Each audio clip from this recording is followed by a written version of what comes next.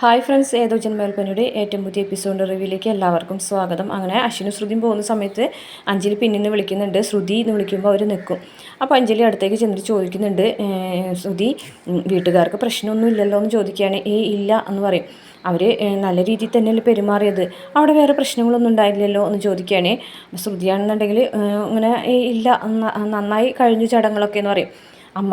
അമ്മയൊക്കെ എന്ത് പറയുന്നു എന്ന് ചോദിക്കുകയാണ്. അപ്പോൾ ശ്രുതി ഇങ്ങനെ ഒന്നും ഇടാതെ നിൽക്കുമ്പോൾ അശ്വിനി ഇങ്ങനെ ശ്രുതിയോട് പറയുകയാണ്, ശ്രുതി നീ അകത്തേക്ക് ഒന്ന് വായോ, എനിക്കൊരു കാര്യം പറയാണ്ടെന്ന് പറഞ്ഞിട്ട് വിളിച്ചുകൊണ്ട് പോവുകയാണ് അകത്തേക്ക് വിളിച്ചുകൊണ്ട് പോകുമ്പോൾ അഞ്ജലിക്ക് ചെറിയൊരു സംശയം തോന്നുന്നുണ്ട്, ഇവർ തമ്മിൽ എന്തെങ്കിലും പ്രശ്നമുണ്ടോ എന്നുള്ളത്. അപ്പോൾ മനോരമ പറയും, എന്താണ് അഭിനയം എന്നൊക്കെ ശ്രുതിനെ നോക്കിയിട്ട് മനോരമ പറയുന്നുണ്ട്. അതിന് ശേഷം അഞ്ജലി അവിടെ നിന്ന് പോകും. പിന്നീട് ശ്രുതിനെ മുറിയിൽ കൊണ്ടേക്ക് ഇങ്ങനെ വലിച്ചിങ്ങനെ ഇടാണ്. എന്നിട്ട് പറയുന്നുണ്ട്, നീ എന്താ ഞാൻ ഫോൺ ചെയ്തിട്ട് എടുക്കാഞ്ഞത്, നീ എന്താ വിചാരിച്ചിരിക്കുന്നത് എന്നൊക്കെ ചോദിച്ചിട്ട് വഴക്ക് പറയാണ്. നിങ്ങളാണെന്ന് അറിഞ്ഞുകൊണ്ട് തന്നെയാണ് ഞാൻ ഫോൺ എടുക്കാഞ്ഞെന്ന് പറയാൻ കേട്ടോ. നീ ഒരു കാര്യം മനസ്സിലാക്കിക്കോളാം, ഞാൻ പറയുന്നത് അനുസരിച്ചിട്ട് ഇവിടെ ജീവിച്ചിരിക്കണം. ഞാൻ എപ്പോൾ വിളിച്ചാലും ഫോൺ എടുക്കണം എന്ന് പിന്നെ എന്നോട് പറയാണ്ട് നീ ഒരു സ്ഥലത്തേക്കും പോകരുതെന്നൊക്കെ പറയാൻ കേട്ടോ. അപ്പോൾ ശ്രുതി പറയണേ, നിങ്ങൾ എന്താ വിചാരിച്ചിരിക്കുന്നത്, ഞാൻ നിങ്ങളുടെ ഭാര്യയാണ്, അല്ലാണ്ട് അടിമയൊന്നുമല്ല എന്നൊക്കെ പറയും കേട്ടോ. ഭാര്യ നീ മറ്റുള്ളവർ കാണൽ മാത്രമാണ് നീ എൻ്റെ ഭാര്യ, നമുക്കിടയിൽ അങ്ങനെ ഒരു അടുപ്പമില്ല എന്നൊക്കെ പറയും കേട്ടോ. അപ്പോൾ ശ്രുതി ചോദിക്കുകയാണ്, നിങ്ങൾക്കിങ്ങനെ നിങ്ങൾ പറയുന്നതൊക്കെ അനുസരിച്ച് ഒരു പ്രതിമ പോലെ നിൽക്കുന്ന ഭാര്യയാണ് അല്ലെങ്കിൽ ഒരു അടിമയാണ് വേണ്ടതെന്നുണ്ടെങ്കിൽ നിങ്ങൾക്ക് കാശ് കൊടുത്ത് വാങ്ങിച്ചാൽ പോലെയായിരുന്നു, നിങ്ങൾ എന്തിനാണ് എൻ്റെ ജീവിതം തകർത്തതെന്ന് പറയും. അപ്പോൾ അശ്വിൻ പറഞ്ഞു, നീ തന്നെയാണ് എൻ്റെ ഭാര്യയായിട്ട് അഭിനയിക്കേണ്ടത്, നീ തന്നെയാണ് അതിന് ഉത്തരവാദി എന്നൊക്കെ പറയും കേട്ടോ. നിങ്ങൾ എന്തീ പറയുന്നത്, നിങ്ങൾ എന്താണെന്ന് വെച്ചാൽ തെളിച്ച് പറയും, എനിക്കത് അറിയണം എന്നൊക്കെ പറയാൻ കേട്ടോ. നിങ്ങൾ എന്തിനാണ് എന്നെ ഇങ്ങനെ വേദനിപ്പിച്ചുകൊണ്ടിരിക്കുന്നത്, നിങ്ങൾക്ക് എൻ്റെ ജീവിതം ഇങ്ങനെ തകർത്തതിൽ കുറ്റബോധമൊന്നുമില്ലെന്ന് ചോദിക്കുകയാണ്. അപ്പോൾ അശ്വിൻ പറഞ്ഞു, കുറ്റബോധമോ, എനിക്കോ കുറ്റബോധം വേണ്ടതേ നിനക്കാണ് എന്ന് പറയും. എനിക്കോ എന്തിന് എന്ന് ശ്രുതി ചോദിക്കുന്നുണ്ട്. നീ എത്രമാത്രം എൻ്റെ മനസ്സ് വേദനിപ്പിച്ചിട്ടുണ്ടെന്ന് പറയും. ഞാനോ, നിങ്ങളുടെ മനസ്സോ, എങ്ങനെ, നിങ്ങൾ കാര്യം പറയൂ എന്നൊക്കെ പറയും കേട്ടോ. അപ്പോൾ ശ്രുതി പറയുമ്പോൾ അശ്വിനൊന്നും മിണ്ടുന്നില്ല. പിന്നീട് കാണിക്കുന്നത് അഞ്ജലി മുത്തശ്ശിക്ക് കാപ്പി കൊണ്ടുകൊടുക്കുകയാണ്. ഈ സമയത്ത് അവിടേക്ക് ആകാശും ശ്രുതിയുള്ള പ്രീതിയും കൂടെ വരുന്നുണ്ട്.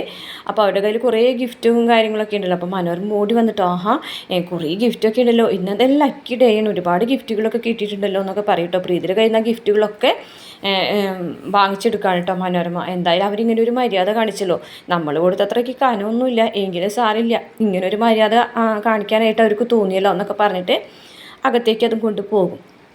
പിന്നീട് ആകാശും പ്രീതിയും കൂടിയിട്ട് ഇങ്ങനെ വിഷമിച്ചിരിക്കുമ്പോൾ അഞ്ജലി മുത്തശ്ശൻ ചോദിക്കുന്നുണ്ട്, എന്താ നിങ്ങളുടെ മുഖത്ത് വിഷമം, ചടങ്ങുകളൊക്കെ നന്നായിട്ട് നടന്നില്ലെന്ന് പറയും. അപ്പോൾ ആകാശ് പറഞ്ഞിട്ട്, ശ്രുതിയുടെ കാര്യത്തിൽ ഞങ്ങൾ വിചാരിച്ച പോലെ ഒന്നും നടന്നില്ല, അമ്മയും അവളെ മോശമായിട്ട് തന്നെയാണ് പെരുമാറിയത്, ചടങ്ങുകളൊന്നും നടത്തില്ല എന്ന് പറയും.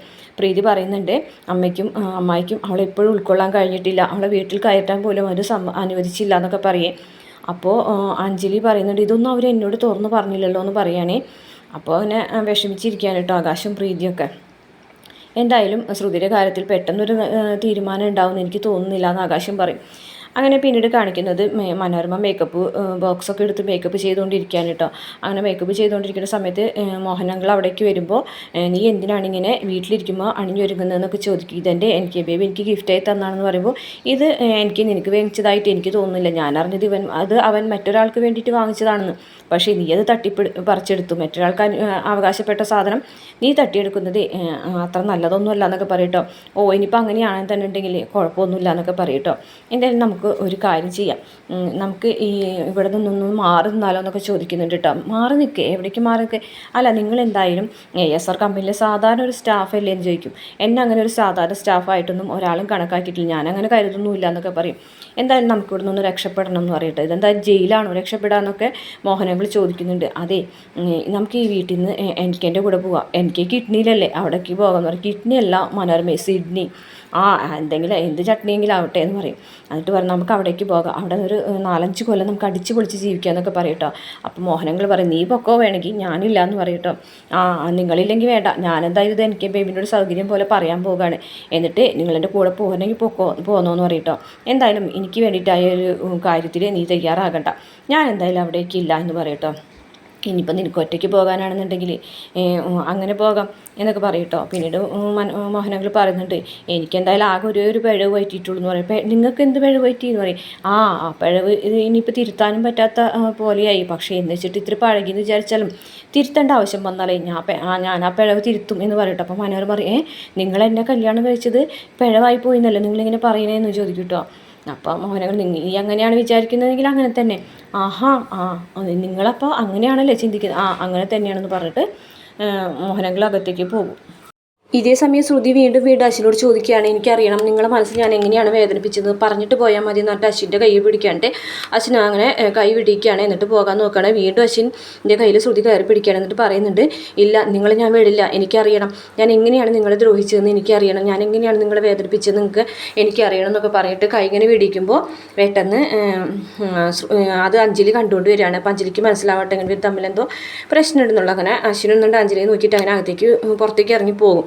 അപ്പോൾ ശ്രുതി ഇങ്ങനെ കാര്യം കാണുമ്പോൾ ശ്രുതിയുടെ അടുത്ത് അഞ്ജലി വന്നിട്ട് പറയുന്നുണ്ട്, എനിക്കറിയാം ശ്രുതി നിൻ്റെ മനസ്സിലെ വിഷമം എന്ന് പറയണില്ല, ആർക്കും അറിയില്ല എൻ്റെ മനസ്സിലെ വിഷമം എന്താണെന്ന് എന്ന് പറയുകയാണെ.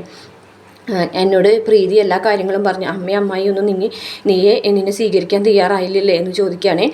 എന്നെ ആരും സ്വീകരിക്കില്ല, ഞാൻ എല്ലാവരും എല്ലാവരുടെ അടുത്തും വെറുക്കപ്പെട്ടവളായി, ഈ വീട്ടിലും എന്നെ ആർക്കും കണ്ടുവിടാം, എൻ്റെ വീട്ടിലും അങ്ങനെ തന്നെയായി എന്നൊക്കെ പറയാം. അപ്പോൾ അഞ്ജലി പറയും, ശ്രുതി അത് നിൻ്റെ തെറ്റിദ്ധാരണയാണ്, ഈ വീട്ടിൽ ആർക്കും നിന്നെ ഇഷ്ടക്കേടൊന്നുമില്ല, എല്ലാവർക്കും ഇഷ്ടമാണ്, പക്ഷെ നിങ്ങൾ രണ്ടുപേരും എടുത്തടിച്ചതുപോലെ ഒരു കാര്യം ചെയ്തു എന്ന് മാത്രമേ ഉള്ളൂ, അതിൻ്റെ കാരണം എന്താണെന്ന് നിനക്ക് പറഞ്ഞുകൂടെ എന്ന് ചോദിക്കുകയാണ്.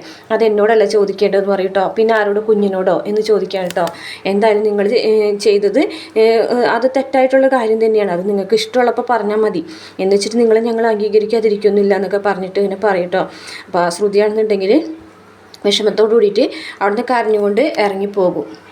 അത്രയാണ് ഇന്നത്തെ എപ്പിസോഡിലുള്ളത്. വീഡിയോ ഇഷ്ടപ്പെട്ട മറക്കാതെ ചാനൽ ഒന്ന് സബ്സ്ക്രൈബ് ചെയ്ത് സപ്പോർട്ട് ചെയ്യണേ.